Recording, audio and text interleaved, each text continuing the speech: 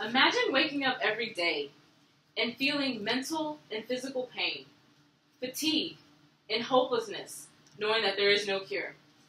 Well, this is how people with chronic myelogenous leukemia feel every day. The Mayo Clinic describes CML as an uncommon cancer of the blood. It results from the overproduction of immature and abnormal white blood cells, which are called granulocytes.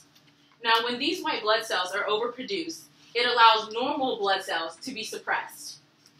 Before being diagnosed with CML, a physician will look for a specific chromosome called the Philadelphia chromosome, which gets its name from the city in which it was found.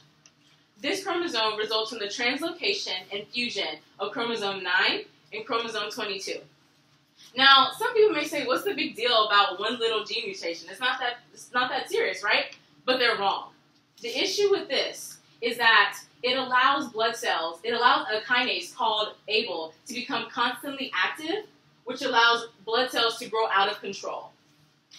Now that you know a little bit about the background and history of CML, it's imperative that you recognize and know about the popular symptoms. The respectable National Cancer Institute states that the most popular symptoms of CML are anemia, fatigue, and weight loss. Now, I know me personally, I get excited about losing weight, and I know many of you may feel the same way. However, if this weight loss is rapid and unexplainable, it may be in your best interest to consult with a physician. Despite the fact that there is no cure, there is still progressive research being done in hopes to find one. For example, the current treatment for CML is a drug called imatinib. The issue with this drug is that though it has been effective, it has not been effective in every patient.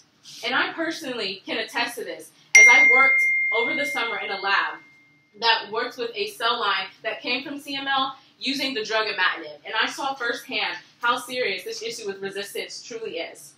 Now, because of this issue with resistance, other labs have been trying different methods in hope to better increase the effectiveness. For example, there's a kinase inhibitor called dasatinib, and even cancer vaccines that have been tested and are being used in combination with imatinib to increase effectiveness in every patient.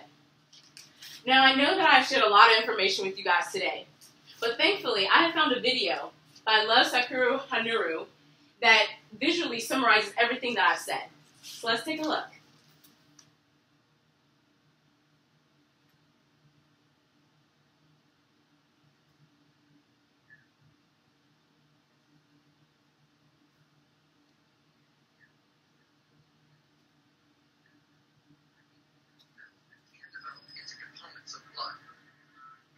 Red blood cells, which carry oxygen to the body. White blood cells, or lymphocytes, which fight infection. And platelets, which help blood to clot. Chronic myeloid leukemia, CML, is a cancer of the white blood cells in the blood and bone marrow. CML develops from an acquired genetic abnormality. During cell division, some of the DNA from chromosome number 9 is transferred to chromosome number 22. This change is called the Philadelphia chromosome. When this abnormality occurs, the body signals too many stem cells to develop into a type of white blood cell called a granulocyte. Some of these granulocytes never mature. The immature granulocytes are called blasts. As the cancerous granulocytes and blasts multiply in the blood and bone marrow, fewer healthy white blood cells, red blood cells, and platelets are produced. Since the spleen also produces white blood cells, the cancerous cells can also develop in the spleen. Chronic myeloid leukemia develops slowly.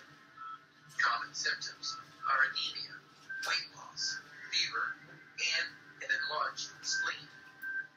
The current forms of treatment for patients with CML include chemotherapy, radiation, stem cell transplantation, and surgery to remove the spleen.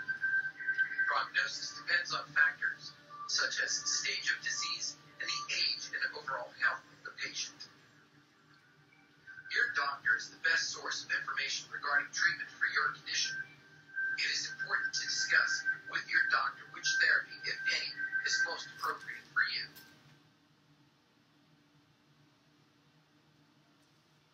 Now, those with CML and various other cancers will tell you that the road can be a rather lonely and hopeless one. But with this information today, you can give someone the glimpse of hope and reassurance that ongoing research is still being done in hopes to find them a cure. I hope that today you will take that information, if any, and use that to help another person. Thank you.